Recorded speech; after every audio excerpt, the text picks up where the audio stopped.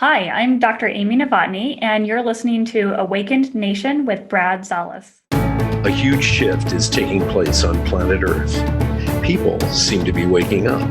Tired of the way things used to be, they are creating something brand new and changing the world we live in. My name is Brad Szollose, and I get to sit down with the next generation of idea makers, the disruptors, and the game changers. Everyday people, just like you and me, from all over, who are doing amazing things. Welcome to Awakened Nation. Hey, everybody. Welcome to another episode of Awakened Nation. Are you a person who is dealing with stress and anxiety and you just want to strangle somebody today and you've been through the whole COVID lockdown? My guest today is Dr. Amy Novotny, founder of PABR Institute. And let me tell you, Amy, how are you doing, by the way? I'm doing well. Thanks for having me on today, Brad. Very honored to be here. Thank you. You know, you were talking about you help people get calm, remain calm. And I'm known for being sort of Zen calm, but it's all an outer facade, man. Inside, I'm a boiling, volcano. Do you get people like that? Patients like that? Absolutely. And what's really funny is someone will say, I'm completely calm. They don't even admit that they're not calm and they don't think they're in fight or flight mode.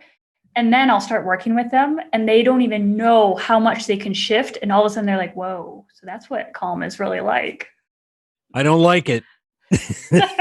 You think you don't like it. You just don't know how good it feels. Well, for those of you who are listening in, I want you to get a pen and paper because Amy is not only going to give us some great advice, she's going to share some really cool things. And I think it's something that calms her down, but her photography is exemplary. And being a creative director and an art director, that isn't blowing smoke. That is the truth. I know what I'm looking at. You do really great work. But hang on to your hats, everybody. I'm going to read Dr. Amy's bio. Dr. Amy Novotny founded the PABR Institute with the mission to provide pain, stress, and anxiety relief to those who seek a naturalistic form of treatment when other treatment methods have fallen short. Her unique approach comes from her experience treating in a variety of settings and with a wide range of patient populations over the past 12 years. Her background in orthopedics, sports, geriatrics, balance disorders, nerve injuries, and most recently, chronic pain, and the influences from coursework at the Postural Restoration Institute gave her the foundation to develop this treatment method to address a wide variety of pain and restrictive conditions. We're going to talk a lot about that today because I know a lot of people suffer from inflammation. The chronic pain is a rough thing. Her methods have helped countless people reduce and eliminate pain, stress, anxiety, orthopedic surgeries, sleep issues, and the need for medications. She co-authored 2 Amazon #1 best-selling books, Don't Quit, Stories of Persistence, Courage, and Faith, and also Success Habits of Superachievers, which share her journey on how and why she developed the PABR method. Do you say PABR method? Say PABR Institute. PABR. Yeah, PABR method, yeah. And her ability to speak of French and Spanish has allowed her to communicate and help various clients around the world, including France, Mexico, Central America, and South America. Please welcome to the show, Dr. Amy Novotny. Thank you, Brad. I really appreciate you letting me come on here to help your audience and to share some knowledge that's not really commonplace. And so I'm very excited about this opportunity. On Awakened Nation, it's really about different thoughts, different ways of thinking. And people have been knocked on their butt and they get up and they go, I can't live my life this way anymore. And a lot of times I've found that people who become health practitioners, people in psychology, people in physical therapy, it's because they themselves were injured or hurt in some way. And just the pharmaceutical route didn't work. The surgery route didn't work. Something else was there. Do you have a similar story to that? A little bit, yes. So my pain wasn't necessarily physical. I did a lot of sports growing up, but I never really got truly injured. I didn't have a surgery or anything like that. But I did grow up with a mother who was mentally and emotionally abusive. That led me to understand what stress was probably when I was about 5 or 6 years old. I understood it completely. And I was constantly in a state of, am I going to get yelled at? Am I going to get swatted at? Those types of things. So I was very acutely aware of what happens when our body goes into this fight or flight mode and how it tenses up our body. And so that led me to a lot of illnesses, not necessarily pain, but a lot of illnesses. I was constantly getting sick all the time. So, wow. We have a similar story. And I want to talk about this at some point in one of my leadership conferences or whatever. What really drives us? And a lot of people, they're very ambitious because they're petrified of being poor, or they want to be seen in this great light or whatever. What drives me are two things. And you touched on one of them. My mother was bipolar. And so I didn't know, what she was going to be from day to day. Ideal mom, basically. And the other thing is my mother would always she would always have an episode in public at a restaurant. So today people ask me why I love eating by myself in a restaurant. There's a damn good reason why. It's peace and quiet. It's the first time I've had that.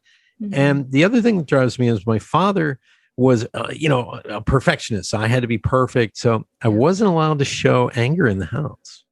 So that controlled emotion, these are habits that I've lived with my whole life, but have worked on. So I've whittled away at it a little bit.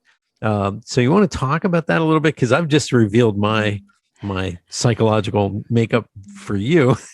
And now as a doctor, she's going to break it all down live, ladies and gentlemen, live without a net. Let me tell you all the things wrong with Brad. No, I'm very familiar with actually your type of story because my mom was definitely bipolar, possible borderline personality disorder as well. And she's since passed away, but hospice was medicating her for bipolar and also looking at borderline personality. So same as you, didn't know if it was going to be a good day or a bad day, if she was going to love me, hate me. And my dad wasn't in the picture, just conflicts of divorce and stuff. And so he wasn't really in the picture. So it was me and one of my brothers. And it turned into how perfect can I be so I didn't get in trouble?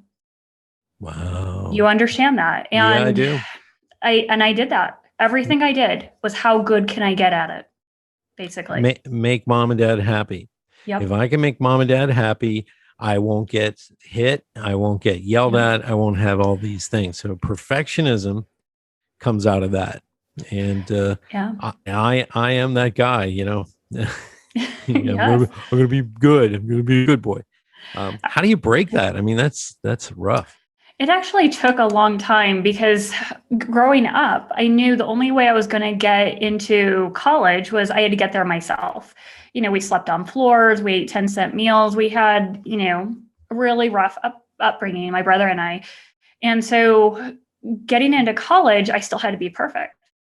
Go all through high school, I had to take AP classes, get close to valedictorian as possible, a salutatorian, get into college, make sure I got everything paid for in college. Same thing with grad school. And it wasn't until it wasn't until her death when I started learning more about the fight or flight nervous system that I started realizing I didn't need to be perfect. No one can be perfect. It's not even an ideal thing to attempt or try, but let's try to be human instead. And so I started going through this process where basically my health slapped me in the face. When she passed away, I was taking care of her, helping her with hospice and everything. And my health just fell apart. Wow. I had this severe fatigue, chronic fatigue syndrome. I mean, at 2:00 in the afternoon, I felt like I was walking through mud. And I explained it to other people. No one really knew what was going on. I went through Mayo Clinic, everything you can imagine, every probe and thing up every orifice you can imagine. And I realized slowly how much I was in fight or flight mode. And I started at that point working on changing not only my breathing, but how I kept my body, because my body position determines my fight or flight status and how well I can handle all the stressors in my life. And so I started using that and I realized I could calm myself down. And I went from one extreme to the other extreme where I really calmed myself down and then had to find a balance. But that's how I started to pull myself out of it, was what could I figure out about my body? And I knew I had a really good sense of how to feel things. It just had to growing up. And so I started playing with this technique, and then I eventually developed it and called it the PABR method. And it's what helped me. It helped me get through all of the trauma of my childhood. Am I perfect? Absolutely no. I mean, it's a daily practice, and I listen to personal development podcasts and read, and I work on my mind because I know my mind and my beliefs and thoughts determine my brain neurochemistry. And so if I shift that, I can shift my neurochemistry, which is going to have an impact on my day, as well as calming my nervous system down. You just blew my mind, believe it or not, because the PABR method, and we're going to dig into this a little bit. I went through a lot of stress in New York City, the perfectionist and all this. And I, several times in my life, not just once, several times, my adrenal glands have been just spent. And so I moved out to Las Vegas a few years ago, and I've had serious health issues that I'm reversing. I found a naturopathic doctor, and it has been an ongoing consensus that I have to be aware of at all times, like a barometer. I have to pay attention to it. My breathing, my state, or what am I like this tension? That makes my meninge on the spinal column all shrink up. Am I stressed? Am I loving to myself? And all these, I realized the other day, I can't handle any stress anymore. I had something happen, and I'm just, and it was a little thing that probably most people would have just gotten angry and attacked. Yeah. I can't handle that anymore. So you teach me, Doc. Okay. So I want to go through the sympathetic nervous system and explain kind of the state that you're in. So there's something called your autonomic nervous system. It's what runs in the background, controls blood pressure, heart rate, controls a lot of things. There are 3 components of it. We're going to cover 2. The third one is an enteric, and that has to do with your gut. But the other components are your sympathetic nervous system, which is your rest, digest, relaxation mode. And then your sympathetic nervous system, which is fight or flight mode. Ideally, we should be in rest, digest mode 24/7. And then when we need to fight, flee, or freeze, we go into sympathetic mode and get ready to do that. The problem is with our society now, we're in fight or flight mode all the time. If you think about all the stressors in our life, work, finances, family, relationships, kids, parents, driving, just now we have pandemic, we've had so many things. And every single one of those stressors kicks us up a level into sympathetic fight or flight mode. And now if let's say you have 20 of those stressors, you're just like, boom, and you're way up.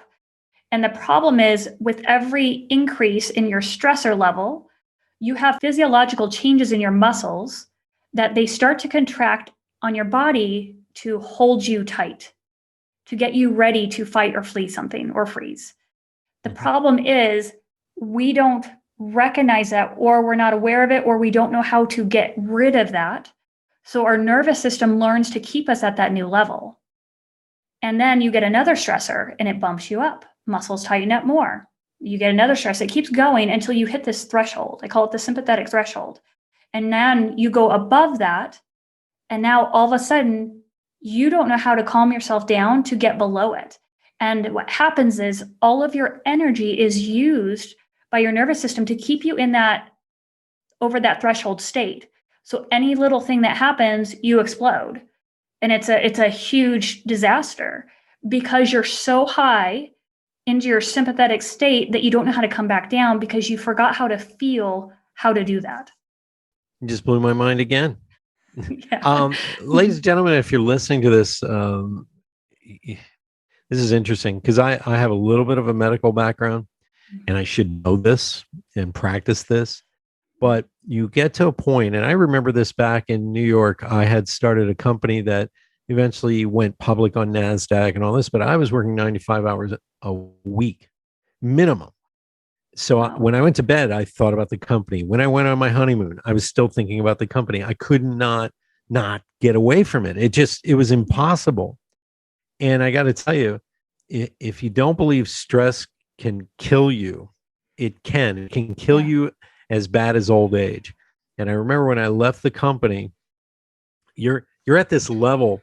You were talking about this stress level. I snapped at everything, Amy. I snapped at everything. And I mean, little stuff. And my wife actually pulled me aside and says, there's no reason to get this angry over this. And I realized she was right, even though I was angry that she was right. I was angry at everything. Why is the TV on? Yeah, well, it's Saturday at 9 a.m. Kids want to watch cartoons. I was snapping at everything. I finally let go of my daily executive duties and just walked away and went to my naturopathic doctor. And he has passed away. I got to give a shout out to Iran Jozan. He was from East Africa, had studied to be a surgeon, and a month before he graduated, he said, "This isn't how you heal the body." Became a master herbalist and learned all kinds of stuff from acupuncture to iridology, reflexology. And I went in, and ladies and gentlemen, the reason I'm telling you this story is you must understand stress is a killer. When it's ongoing, a little bit of stress, we thrive in that, but not when it's every day, all day. Your fight or flight mechanism is on constantly. I went to him. He did an evaluation. After about an hour, he looked at me. He goes, "What do you want first, the good news or the bad news?" And I said, "I always take the bad news first." He goes, "You have the internal organs of an 86-year-old man from stress." And at that time, I don't think I was 40 yet. And he goes, "The good news is I can reverse it." And so we began on this regimen to do this health. But I can't emphasize enough as we go into the PABR method. Please talk about this. This is exciting. Yeah. And one of the things I have to say, because you still find you still react to little things, that tells me your nervous system hasn't changed. So what we can do, and I was actually just talking to a client about this, is we change our environment and hope to change our internal state. And that can help. You change your career, change your business, change the way you eat, the way you exercise, that can help. But if you don't also change your internal wiring of your nervous system, you're still going to have some reactivity that you can't control. And that's what I see in people often. I think it's awesome when you go through all these other external changes. We need all that. We need the whole package, though. And that's what we want to work on. So I'll go into that a little bit more to make it clear what I'm talking about. Let's start at your rib cage. If you think of the rib cage, it's a cylinder. It's a cage structure that supports and protects your organs and your spine. Remember when you're young, we're taught shoulders back, chest out, suck up your gut. We're taught that in school by our parents, performing arts, military, sports, you name it, we're taught that. The problem is when we do that, we all want to suck up our gut so it doesn't look like we have a belly. When you do that, you lift up the front of your rib cage and the backside starts to drop down. And what happens is you become a hinge off of your low back. And when you put yourself in that position, your pelvis has to tip forward, so it increases the use of your back muscles. Now that fight or flight nervous system lies along your spine. So the more you try to flatten your back and straighten your back and stick out your chest, the more you're crushing on that fight or flight nervous system, which is going to cause your muscles to increase in their use. It's going to tense you up.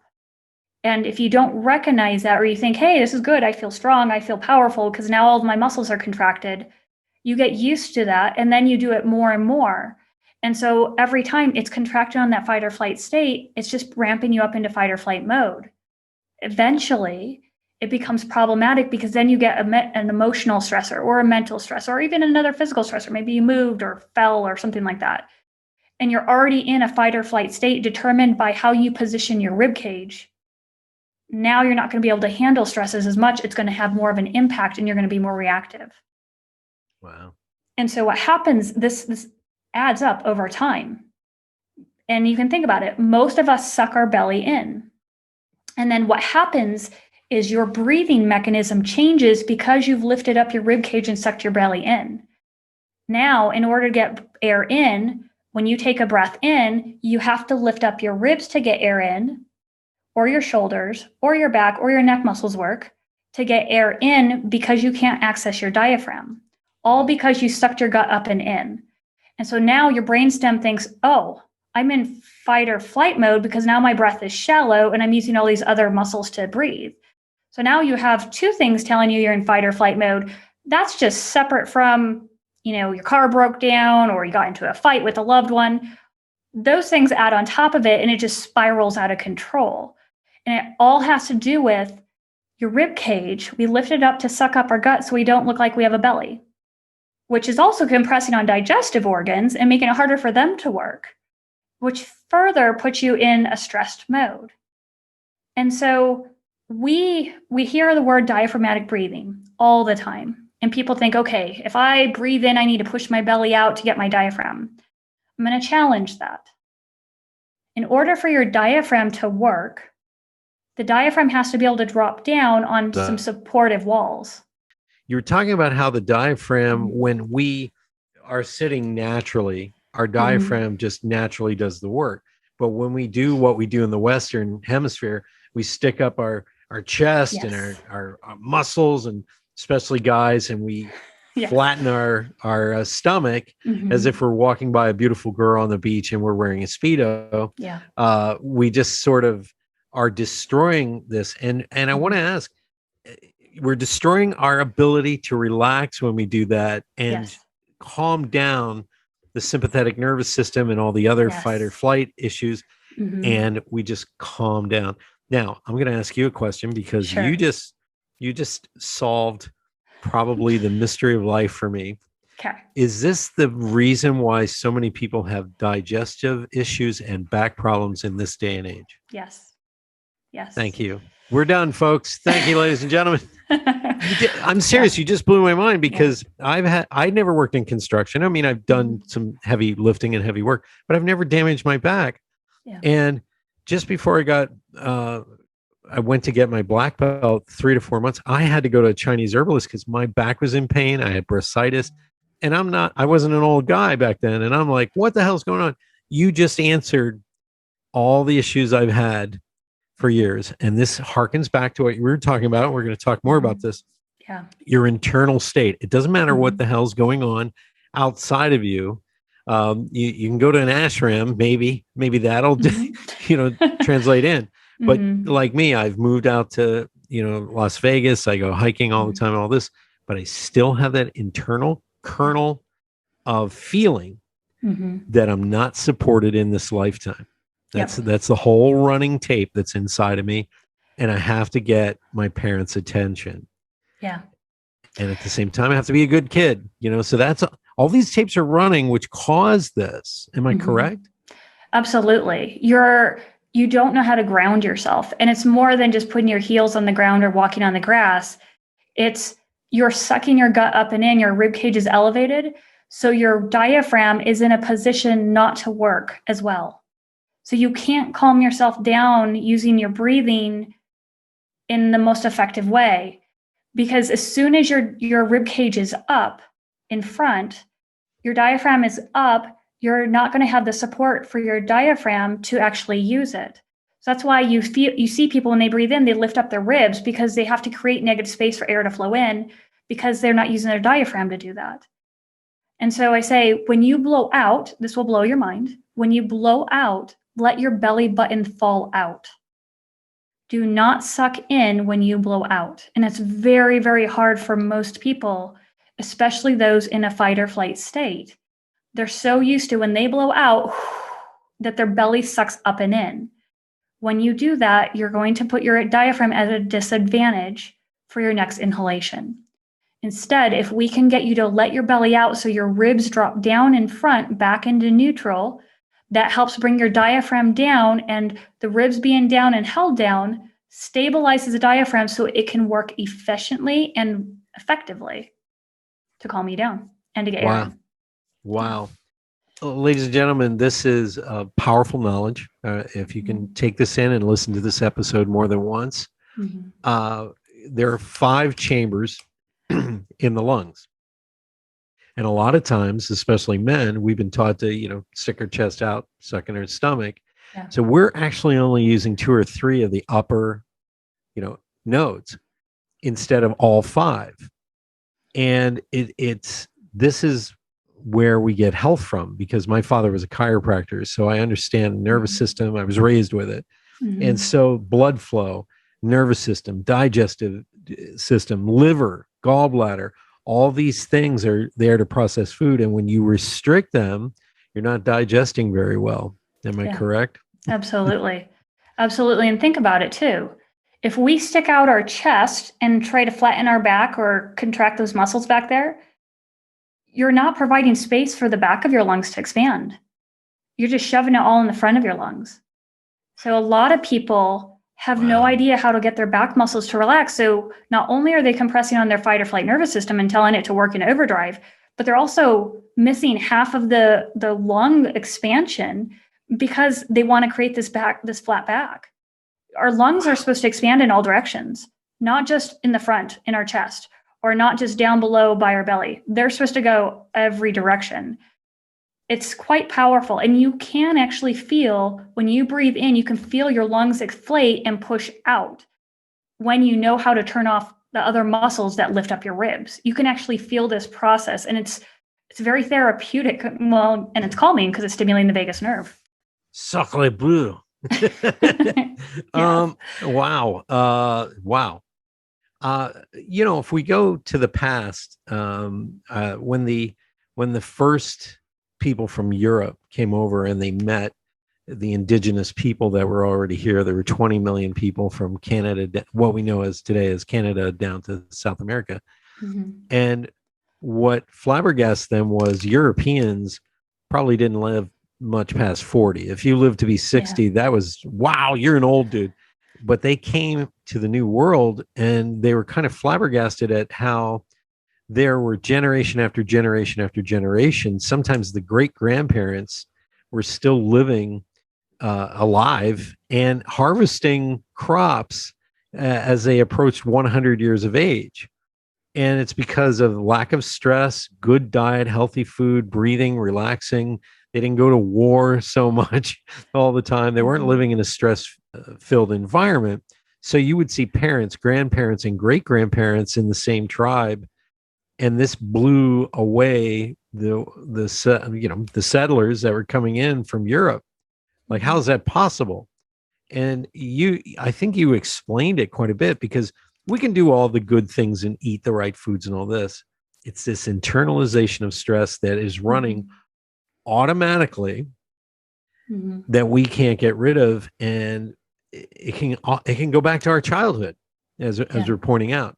We're running on an automatic paradigm within our own brain, and the nervous system is reacting as if it's real. Yeah, and we take it, and a lot of times we may inherit some of this stuff in this state, and we think, oh, it's genetics, I can't change it. You can change it. Yes, I agree with that, by the way. Yeah, it takes work. First off, it takes awareness. Then it takes meeting the right people to help you gain the skills needed. And then it takes you practicing and reinforcing it daily, so it becomes a new habit in your subconscious and you don't have to think about it. And you can shift. You know why this is powerful to me? Because I've been going through some bumpy stuff lately, and life doesn't happen at you, or it happens for you. Okay. It doesn't happen to you. It happens for you. So today I have had, before we had you on, I was on a webinar that a friend of mine had put together, and he was truly talking about a lot of what holds you back, what things are you doing internally that are sabotaging you. And now I have you on the show. And so I'm getting all this stuff yelling at me. And I probably haven't listened for 9 times. And so it's the last 3 that make me wake up and go, wait a minute. So Amy might be right. You're the icing on the cake, actually, today. So for those of you who are listening, I want you to reach out and pick up Dr. Amy Novotny's books, Don't Quit, Stories of Persistence, Courage and Faith, and also Success Habits of Superachievers. And yes, it's phenomenal, the work you do. But let's continue. By the way, I didn't mention this. I wanted to talk about this as we get into the show. But you're a marathon runner and an Iron Woman triathlon athlete. and a photographer. So I find it funny that we're dealing with breathing, we're dealing with the diaphragm, we're dealing with all this, and you become a triathlon Ironman, which I think is phenomenal. So yeah. And actually, it helped my ability to increase my speed when running. And that's kind of how I started developing this. Is I was on a treadmill. I started playing with my rib cage and my breathing, and all of a sudden, I felt all the aches and pains go away. No tightness, no pain. Everything started going away, and that's when I knew I was on to something. And I tried several times to qualify for Boston. So when I started playing with this, I realized I could run faster on the treadmill. And so I implemented it into my running. And the next marathon I ran, I was 7 minutes faster. And the one after that, 7 minutes faster yet, blew through the Boston qualifying times. And I realized I could start to run pain-free in the middle of races. That once when you're running in a race, you're kind of looking at the crowd, you're looking at the scenery, and you get distracted. And sometimes you're running on a slant and pains develop. And so I started practicing my breathing and being very conscious of dropping my rib cage down, feeling things let go. Pains would go away. I mean, without fail, within a couple minutes, the pains would go away. And all of a sudden I'm running faster. And I've used this countless times running, 50-mile trail races pain-free. Because as soon as I feel something like, okay, time to calm down my nervous system, a muscle is being used abnormally because my body's out of position, I'm ramped up too much, I need to calm myself down, so I'll continue running. And I train other people how to do this too now. Yeah. You have inspired me to work on this. This breathing stuff is powerful. Yeah. Now, I'm not like most of my colleagues and the people I grew up with. I just turned 58. And some of the people, I go to class reunions and they run up to me, they go, "Oh, how do you deal with knee pain?" I don't have knee pain. How do you deal with this? I don't have that. So I feel like I'm in an anomaly at times, but now you've helped me figure out why I have lower back pain and digestive issues. Yeah. Because of that fight or flight mechanism. Yeah. But I do want to talk about something that I recently discovered. We've been taught that there's fight or flight. There's two kinds of people. There's those that run into a burning building, and there's those who run out of a burning building. But there's a third that we don't talk about a lot, and that is the person who freezes up in those situations. Right. What do you recommend with that? So in those types of situations, we freeze because we don't know how to get out of it. We don't know where to turn. We don't have some kind of solace where we know, okay, if I move, I can do this. Or if I, for them, it's the body cannot function. They can't learn. They can't process. They can't do anything. And so what we have to do with people who freeze is we have to go back to basics of sensation. And for those people, it means, well, I typically will put them in a position where they're curled up, kind of in a fetal position. I'll have them sit on a bed, and then I lay, their back against the wall, knees bent, curled up in the fetal position. And then you work on breathing where the chest has to melt in. And so in this situation, if they use their hand on their chest, that's a tactile cue.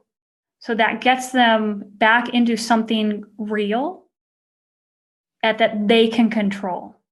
Right. Because the freeze response is they've lost control of everything. They don't know what else to do. So we have to give them that control back, and we have to do it in a safe way that they can actually grasp on something that's real to snap their brain out of it. And then go through the breathing so that they can feel their chest melt in away from their hand. And they're doing it so they gain some control back and they become back into the present.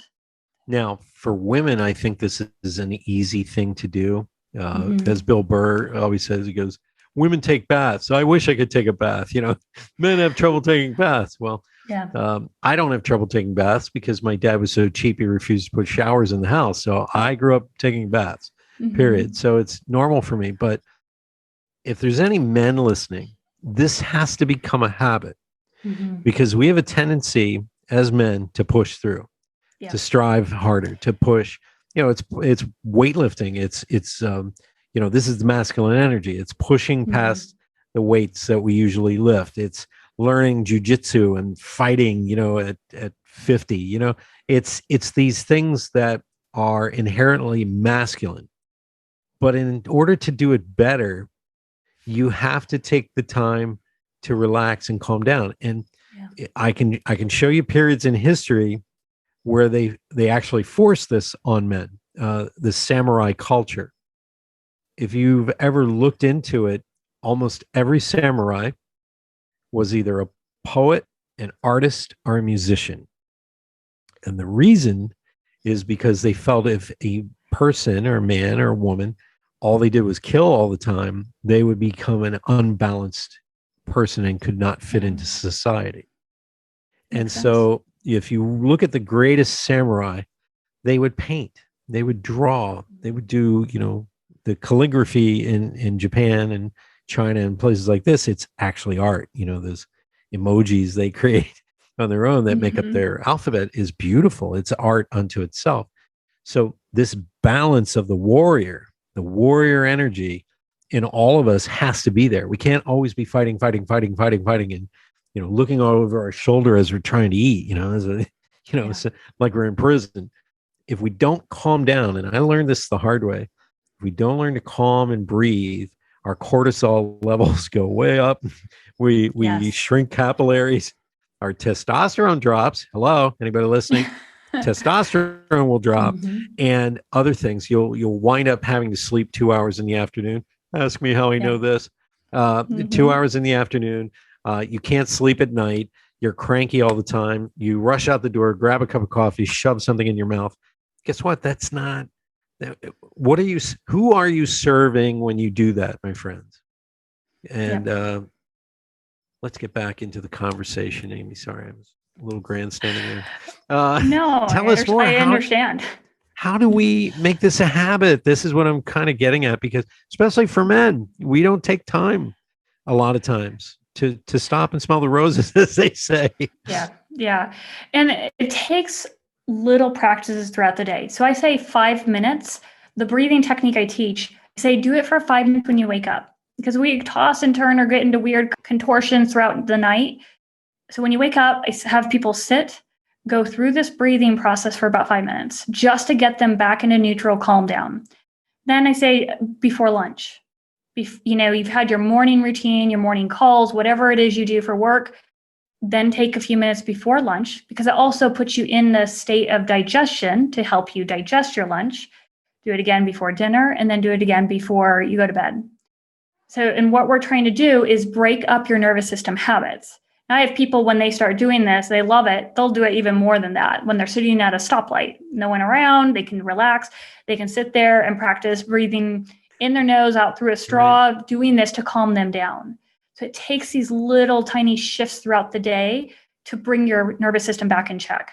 For those of you who are of a certain age, if you want a visual for this, there's a movie with Rodney Dangerfield. I think it was Easy Money, where he's sitting in his truck and he's taking a self-help course, and the CD or cassette is playing. And it's like, you're somebody of worth. You're a winner. And he's looking in the mirror going, you're a winner. You're this. Oh my gosh. And he's reciting it. And you could see him, those nervous twitches that he had, he can't get rid of them. And somebody pulls up alongside of him and they go, you're an asshole. And it ruins his whole day. And so we want to move out of that and really take care of ourselves. The emotional health that we live in will reflect in our physical health as well. Now, I know you've gone over this, but let's label some of this, what you've talked about. Is it the PABR method or PABR? PABR method, yes. The PABR method, yes. It stands for pain, awareness, breathing, relief. So we're getting you from any type of pain, mental, emotional, physical, whatever it is, into relief. But in order for us to do that, you have to have some awareness of 1, your body state, 2, your nervous system, 3, your triggers. We use breathing and body positioning to get you relief. That's fantastic. Now, what do you do with somebody? Because I'm going to be honest, when you first learn about dysfunctional or enmeshment behavior, a lot of times people are not aware of their bodies. And these are the same people who bang into you. in the middle of an uncrowded store. These are the same people who park right next to you in an empty parking lot. Their awareness of where they are and their body, shape, size, everything, and their emotional state. How do you get them back to this, to being aware of themselves? Right. And the first thing is getting them to change the way they sit so they feel a difference. It truly is, I have to change something about you to get you to feel something. That's how you start to become aware. And we start with how you sit, how you stand, how you lie down, either on your side or on your back. And when you start to feel something different, that's when you start to generate awareness. And it's not as hard as you would think, because as soon as I get someone to feel their chest drop in and belly spill out, they start realizing all the time when they're sucking their gut up and in. And it becomes a game to them. But I have to make sure that them feel something first to generate some awareness. That's great advice. Simply because and you and I think we're very similar because of the way we were raised. You grow up empathic, which means you can feel other people's emotions. And a lot of times people think it's mind reading. It's not. I can feel the thought or the emotion behind the thought, because it became a habit for survival for us as kids. You couldn't enter a room if you knew your mother was in a bad mood. Am I correct? Yep. I did the same. And I knew when my parents were having I could tell, even if they weren't saying a word, I could feel the energy coming from my parents. So I knew at an early age to monitor those things in myself or hide them. Yes. Hide those feelings. So like right now, I'm feeling it right now, and I'm trying to just let that go. I'm trying to hide. I'm letting the breath out. This is an awareness, ladies and gentlemen, that goes to a completely different level, but it will be really, really great for your health. And I'm going to start practicing this. And if you don't mind, I'm going to keep in contact with you. Absolutely. Absolutely. I get to Arizona all the time. But I think it would be really great because I need to practice this at another level, because grounding alone is something I do. I go out in my bare feet in the desert, and that has helped immensely. But this is the next level. It's not enough just to kind of go, all right, serenity now. Right. It takes more than that. Right. And the beauty of this is I actually teach people this internationally. So I have clients all over the world. I do this through Zoom. And I'm watching their body move and do things. And I teach them, okay, you need to do this. You need to do this. We're going to go into this position. You're going to learn how to use your arm now without using your back to free someone up. And that's the beauty of it, is it can be done anywhere. As long as I can see a person, I can teach them how to change themselves. And what's nice is they own it and they control it, because it's not me doing something to them. It's them learning a skill that they had forgotten a long time ago. When we were children. Yeah. Yep. It's amazing how these little things can affect us for the rest of our lives. So, ladies and gentlemen, Dr. Amy Novotny, how do we get a hold of you, Dr. Amy? Absolutely. Absolutely. So I offer free 15-minute consults to anyone. Just mention your show, that they heard me on your show, and they can email me, Amy, AMY, at PABRinstitute.com, PABR Institute.com. And I say that because they can email me if they don't want to consult. Just email me and say what their issue is. I can send them different free resources. I have so much out there that if they give me a little snippet of what's going on, I can say, hey, here's a video for you, or here's a group where I do, a few minutes of guided breathing for free. Or if you want to be on my list, I can get you set up for that. But if they send me that email, we can connect. It's more authentic because I can really help them for what their needs are. Yeah, take advantage of this, ladies and gentlemen, and hire her if you feel you need this, because honestly, a lot of us right now, as we get older, and a lot of my audience is between Gen X and Boomers, so we're looking at 45 to 65, and some of you are now coming into that era where maybe you got a little pain here or a little something that is going to get worse. I'm going to tell you this. make an assessment. Unless you've been injured at work or, you've done something extraordinary that causes pain, then you need physical probably. But if you have a pain in your body, it's not normal to have aches and pains at 50 and 60 years of age, or even 70. My grandparents never were taking Motrin or any of those things. Okay. The previous generations didn't have that. This is a clue right here, what Amy is talking about. Dr. Novotny has created this amazing system. I want you to take advantage of it, because if you can just breathe differently, I know this sounds, extraordinary, simply because they don't teach this in Western medicine.